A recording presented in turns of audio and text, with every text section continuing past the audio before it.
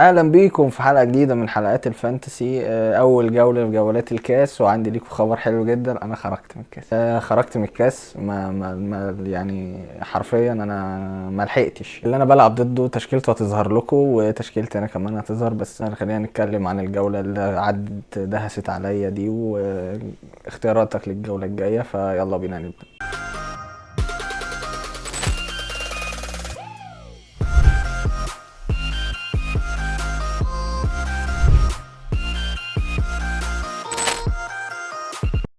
البدايه معانا كان ماتش ارسنال ايفرتون. طبعا ده يعني هنسكيب الماتش ده، نخش بعديه ليفربول فولهام. اندرياس بيريرا بيسجل، وكابتن مونيز بيسجل. انطونيو روبرتسون بيصنع هدفين، باك شمال فولهام، راجل كابتن الفريق وعامل موسم كويس لحد دلوقتي. ليفربول صلاح بيصنع، بس اغلب الناس اللي مكابتناه غالبا اتخزوقوا فيه. اللي بيسجل جاكبو وجوتا، وعوده جوتا دي مهمه على فكره. لو حد ناوي يعني او معهوش فلوس صلاح ممكن يبقى يجيبه، لو هو فعلا شارك اساسي الفتره الجايه. نروح للماتش اللي بعديه، نيوكاسل ليستر سيتي. نيوكاسل ايزاك طبعا بيسجل. لويس هول، التغييره اللي انا كنت نفسي فيها من زمان، بيصنع هدفين. اكتر يعني تقريبا ده المدافع، اكتر مدافع جاب لي نقط في الموسم لحد دلوقتي. جاب لي 15 نقطه. جيكوب مورفي بيسجل هدفين، وده يعني وولفرهامبتون ابسويتش، شفنا كونيا بيسجل. ايات نوري، يعني انا مش عارف هو عايز مني ايه. خلاص جبتش نقط، طالع بزيرو، بتطرد ليه وتجيب لي نيجاتيف 2 وبتفقعني في حياتي؟ يعني طبعا بعته، هقول لكم على التغييرات بعدين. ابسويتش بتنجح وبتفوز. بيسجل لعيبه، يعني تشابلن بيصنع هدف، او هو مش هدف يعني، انا مش عارف. هو شاط الكوره، خبطت في مدافع دخل الجول. فانا مش عارف هو ازاي اسيست، بس تمام يعني. نوتنجهام فورست استون فيلا. كريس وود سجل هدف ولكنه اتلغى بعديها. بس نوتنجهام بتفوز. إيلانجا بيسجل، وميلينكوفيتش بيسجل. ميلينكوفيتش المدافع. الناحيه الثانيه دوران، يعني الراجل اول ما بيشارك بيجيب جول، ومع ذلك بيقعد دكه لواتكنز. انا مش عارف الموضوع ده يعني ليه. عايزين دوران يشارك عشان هو سعره رخيص ونعرف نشتريه مش اكتر. برايتون كريستال بالاس، دي كانت مفاجاه بالنسبه لي. كريستال بالاس بتفوز. اسماعيل صار بيسجل هدفين، كانت غريبه شويه. وبرايتون الناحيه الثانيه حتى ويلبك اللي عندي ما شاركش اساسي، وجواو بيدرو اللي بيلعب. واضح ان ويلبك مريح الفتره الجايه. مانشستر سيتي ومانشستر يونايتد.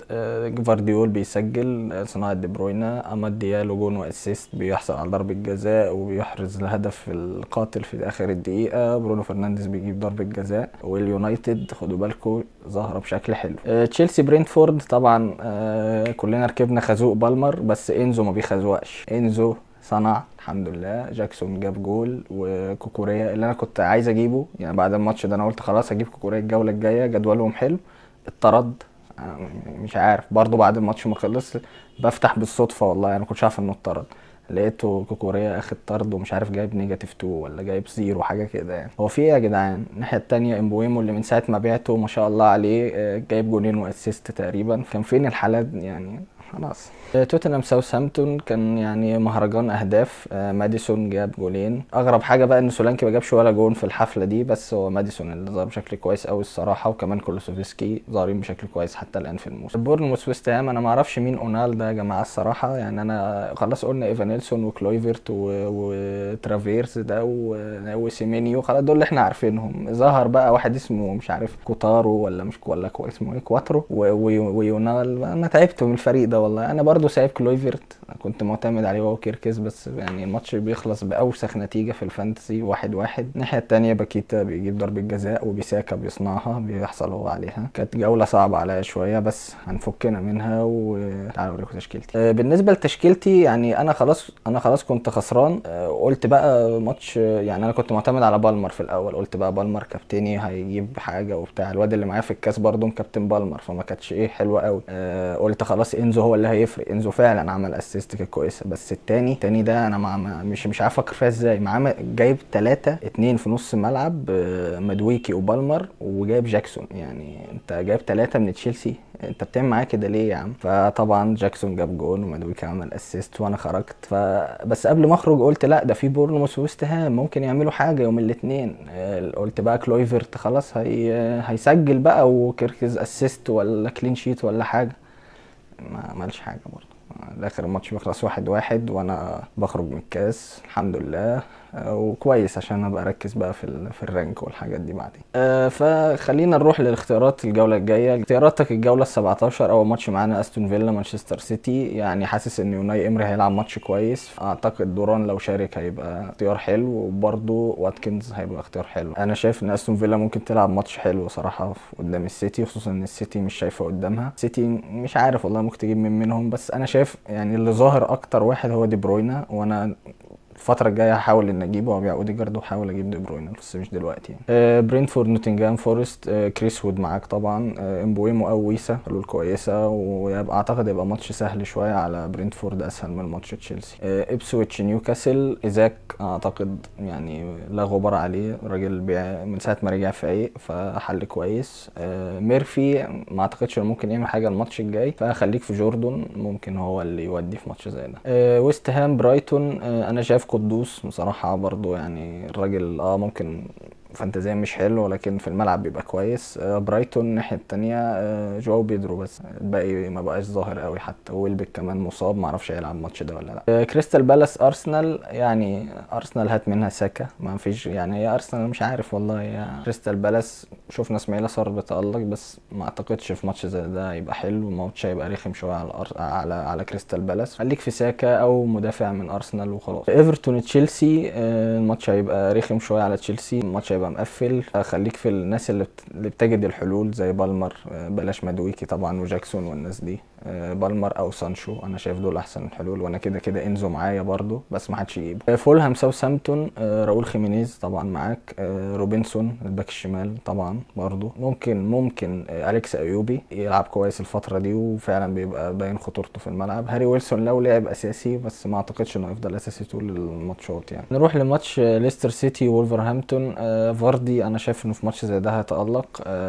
لاعب رقم 40 برضو حل كويس. وولفرهامبتون يعني انا مش عارف اقول ايه، هم شكلهم هيهبطوا، بس مشوا المدرب، مشوا جاري اونيل، ما اعرفش اجيبوا مين يعني. حتى كونيا اللي كان بيعمل حاجه موقوف، وايات نوري موقوف، فمش شايف حد الصراحه يعني. لو انت عايز تاخد ريسك تخليك في الارسن، ده بقى شيء يرجع لك انت. مانشستر يونايتد بورنموث.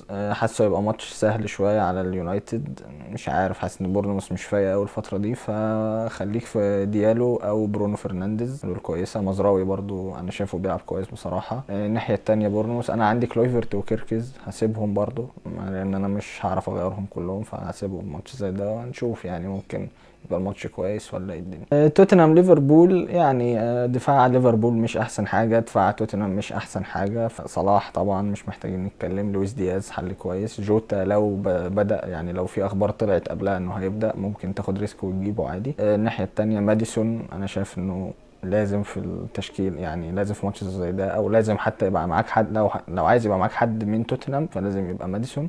كولوسوفسكي برضو مش بطال. وبس دي كانت اختياراتنا للجوله الجايه. اوريكم تشكيلتي. انا بعت هالاند، انا زي ما قلت لكم الحلقه اللي فاتت اخر فرصه لهالاند، هو ما ظهرش في ماتش اليونايتد ده اساسا. بعت هالاند وبعت ايات نوري. اول مره اعمل نيجاتيف من ساعه ما بدات. نيجاتيف 4، اعمل نيجاتيف 4.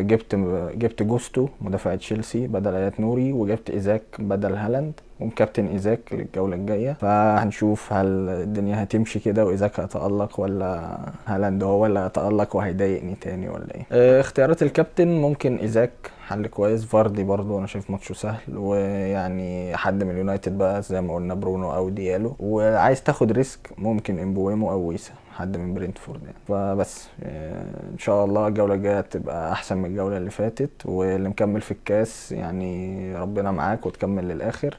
وبس دي كانت نهايه حلقتنا. متنسوش تعملوا لايك وشير سبسكرايب وفولو على تيك توك، وتابعونا على فيسبوك برضو. ويا ريت يعني لو حد شايف ان انا ممكن اغير حاجه في تشكيلتي يقول لي اقتراحاته في الكومنتس. لو كملت الاخر كده شاركني رايك في الكومنتس وقول لي لو عندك اقتراحات. وسلام.